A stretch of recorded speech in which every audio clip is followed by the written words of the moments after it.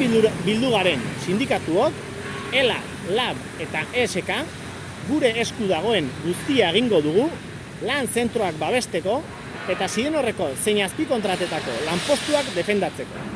Era berean, industria saila zuzentzen duen Arantxa Tapia sailburuari galdetu nahi diogu, ea Sidenor bezalako enpresa bat laguntzeko diru publikoa erabiltzea zilegi iruditzen altzaion.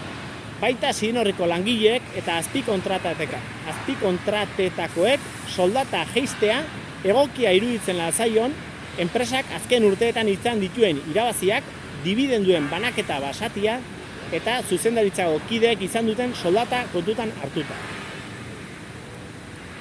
Mila esker.